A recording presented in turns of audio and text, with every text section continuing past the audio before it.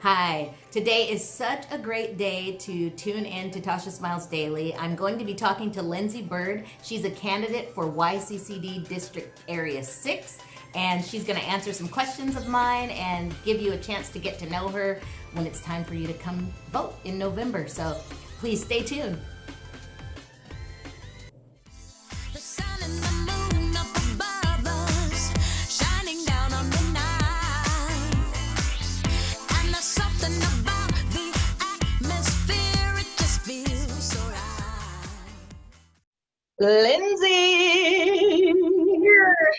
Hey, Hello, how you doing? I'm great. You look beautiful. Thank you. It's taken about 3 hours to get this lighting right, girlfriend. I gotta tell you. Oh, yeah?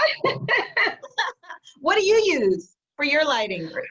You know, I have a desk lamp right here. It's just this little Target desk lamp, and it's so awesome because it kind of tilts, and everybody always asks me that, and I'm like, oh, it's nothing Yeah, special. I always wonder that when I see your videos. I'm like, what is that lighting that she's using? But it's harder to light darker complexion. So I have like I have a big tall light here, everything ordered off. I'm so excited to talk to you today. And I know, me too. okay, so she's running for office here in the Stanislaus County for YCCD Board District 6. And so today I'm just going to talk to her a little bit about, her journey here to where she's at, and just let you get to know her a little bit. As a candidate, I think it's important here in the Stanislaus County that people start to try and get to know Lindsey, so that since she can't be out and about right now because of COVID-19, at least you can watch a video and kind of get an idea of what this candidate is all about and what she stands for. What made you decide to get into politics?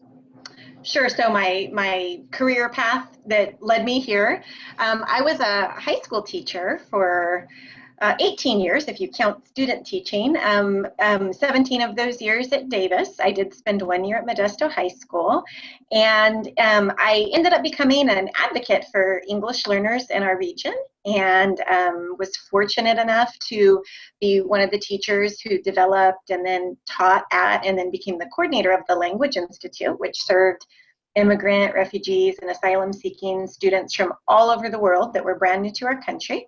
And of course, because of the language barriers and the fact that the school systems didn't match up, or sometimes the fact that my students hadn't been to school for years, or maybe had never been to school before at all, a lot of the barriers they faced were very much unintentional, but were keeping them from their full potential. And because their parents either didn't speak English or didn't understand the system, they really relied on us as teachers to help them navigate an education system that wasn't really designed with their needs in mind. And so I had just such a beautiful career the last 10 years, getting to know these amazing students. And I mean, the gratification of seeing a girl who's never been to school in her life go from not even knowing how to hold a pencil or write the alphabet to graduating high school is something words can't describe. But the truth was, in terms of putting what my colleagues and I did into practice that lived forever, that was policy, not about a person, but just the legacy for everyone that was new to the country going forward. Unfortunately, we didn't have the local political capital to do that. And in our advocacy, my colleagues and I also found, when we talked to, for example, the teachers at our school who ran the Black Student Union and advocated for African American students, or when we collaborated with the refugees from the 70s and 80s from the Southeast Asian community, we found that what we were asking for was different. All students had different asks, but it was the culture that prevented us from getting those asks into policy that was the same. And so when we weren't able to get the policy that we needed to keep the Language Institute to live on in its glory forever, I just decided it was time for me to take that experience that I gained in connecting with the community and apply that in different spaces that hopefully create that cultural competency and that political will that would allow advocates like myself and all those who I worked with over the years to actually do the work that we need to do for our community. So it's not just a blip on the radar. We don't speak about the Language Institute in past tense, but it becomes the legacy for our community. Could you tell me a little bit about what your experience was like growing up here in Modesto, and what led you to this work? Sure. So what led me to actually becoming a candidate, it wasn't by design. I decided I wanted to be part of the solution for the institution I left, which happened to be Modesto City Schools. And so in doing that, I worked with some other fellow advocates, and we recruited equity-minded candidates to great success. And so then someone reached out and said, what about the YCCD board? And so we put our efforts toward that, using social media and emails, making calls, telling people the type of candidate we thought would benefit the community. And we weren't getting anyone to step forward. So my lovely husband sat me down and said, you want to be part of the solution, this is your opportunity. So that's what got me from behind the scenes to actually be the candidate. But it's definitely undeniable that growing up here also led me to make that leap, I guess you could say. I'm born and raised in Modesto. Actually, my parents met at Modesto Junior College. They're like, I know, they're like 60, I think it's like 60% of students who enroll at Modesto Junior College never finish the certificate or degree. And that was my parents. They met there, and thank goodness they did, or I wouldn't be sitting here. Yeah, and I just was really lucky. I went to a school where we had the GATE program, and Sonoma, and they bused students at that time from all over the city. So I had this super diverse classroom, much more diverse than the neighborhood I lived in. I had friends not only of every ethnic background, every religion, but also every neighborhood in Modesto. So I look back on it as such a good thing, because I got to go to birthday parties in neighborhoods that I might not even knew existed had I not had that opportunity, and make like deep friendships and bonds with people that didn't live in my neighborhood. And I really think that elementary experience had a really big impact on me, even though I might not have known it in the moment. As I grew up and saw things change, once you go to high school. I'm old enough that when we went to high school, they actually had tracking. So they had different levels of each course. And I saw some, friends of mine that I knew were amazing and brilliant being tracked differently than I was. And, again, I'm a first generation college student. It wasn't like I was the... Could you explain a little bit about the tracking system, since some people may not know what you mean by that? Yeah, so I'll take U.S. history, for example, since that was my favorite subject in school. So there was, in my day, 3 tracks. There would be the low track that they referred to as basic, and then there would be the college prep track, and then you could have your advanced placement track. And so I always took the college prep track in the middle. I was very busy myself with student government and sports, so I didn't have time for AP classes. But that's where I saw, like I said, students that I knew were just equally as capable as I was being tracked into that basic track. And just kind of started to connect some dots and make some observations that ended up influencing the teacher that I would later become. Okay, so what experience did you have as a public high school teacher that turned you into an advocate for the marginalized students? What was that like? So after going to Chico, and then after I graduated from college, I did move around California. I was in a bank management training program. I knew I wanted to teach high school. So honestly, it wasn't that I had a love for banking. It was that I wanted to put some years of experience between the students and myself. So when I finally came back, it was 2002. I started to become a student teacher, and that tracking system that I reflected on from my high school experience was still there. And to be honest, it was even more visual and more segregated by color than when I had been in high school. I was given the English learner classes, where in one class, in history class, I would have a student who was born here. Parents had said they spoke another language in probably kindergarten, and for whatever reason, they'd never reclassified English proficient. So they don't even understand why they're labeled English learner. To them, that's their primary language. Most of the time, they were Spanish speakers. Most of the time, they didn't have any literacy in Spanish. So English was their language of academics. Yet they would be in the same class as my student who just arrived in the country yesterday, and couldn't even ask me to use the restroom. And so what happened as a teacher is I felt like I couldn't serve either of them. I felt that that student who was the long-term English learner deserved, rigor and support and access. And then the student who just got here yesterday deserved a different set of support and foundation to eventually go mainstream. So that experience teaching those English learner classes was really what lit my fire to become an advocate. Nice. So let's talk about the Language Institute a little bit. What did your experience in the Language Institute teach you that applies to all of the students that are in your region? In the midst of the Language Institute, so, the Language Institute did what I'd hoped back when I was a new teacher, gave a special program for the kids who just arrived. And I'm sorry So to cut you. I'm sorry to cut you off, Lindsey. Could you tell us what the Language Institute is? Oh, absolutely. So it was a specialized program for the newly arrived students, immigrants, refugees, asylum seekers.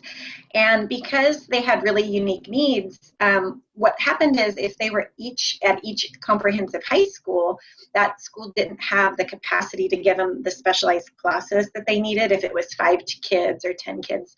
So by busing them to Davis High School, we then could do targeted and specific classes that met their needs, whether it be learning, the Roman alphabet or, speaking, reading, writing. But the beauty of it was it wasn't a self-contained program. So the students had full access to the master schedule at Davis High School. So, for example, I had a young lady once who needed the very basics of English. She didn't know English at all, but we put her in AP Calculus because her math skills were off the charts. So it was a very individualized program for language acceleration. In the midst of us developing this program, because I say developing, in the beginning, it was not perfect.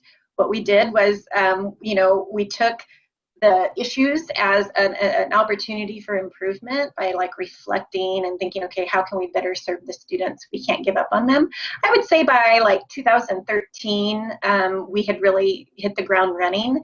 And that being said, it started in 2009. So it took a few years to really connect with what the students needed.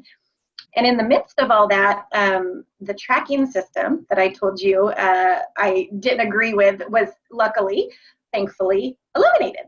So the district transitioned into what they called College Prep for All, which was a very hard mind shift for many teachers. I think that sometimes we think of higher education as a commodity only some are worthy of. And so if you put a student into a college prep class, you're saying they're worthy of it. First, I disagree that we get to decide who is or is not worthy of higher education. Right. I think that every student should leave with that diploma with the skills to make any life choice they want. But I just felt that the one thing that I would hear, in the lunchroom or in the staff meetings was, they're 15 years old. They should know this by now. Or they're 17 years old. Why didn't their teacher last year teach them that? And it was a lot of blame and judgment. Yeah. And I think that the perspective that I can bring is first of all, it's just not my nature to be that way. I'd always serve the students with what they brought into the classroom. But I would have been wasting my time because how can I get mad at my student for not knowing English when they were in the country? Or how can I get mad at someone because they didn't have access to school? It's like, okay, these are your needs. It's going to take a village, and it's going to take more than the classroom. It's going to take wraparound services. It's going to take counseling. It's going to take mental health. We might need to help you. It's going to take hard teachers that meet the student where they are, Absolutely. And it's like you look them in the eye and you say, if you work hard, I got your back. We can make this happen. And people see some of these wraparound services as a handout, and I say it's a hand up. And we have these living examples of excellence to prove it. And so I think that that's the lesson that I learned that applies to everyone is you should never give up, you should never give up on an individual, but most importantly, you shouldn't give up on your community when Absolutely. You know that there's needs. And we have a lot of data that shows us that we can do things better, right? Okay, so let's come together and let's figure this out. Let's do this. Yeah, absolutely. I always feel like if only every teacher can meet every student where they are, like, and if they can't do it, if they could just band together with another professor or teacher that can help meet that student where they are, so there aren't these kind of what do we say, people slipping through the cracks, you know. I want to also ask you, what led you finally to the decision to run for the YCCD board? What made you say, I'm doing this no matter what? Yeah. Well, first, there was a few things. I had read some comments regarding, there was some frustration with the current leadership that students were entering, like I said, unprepared.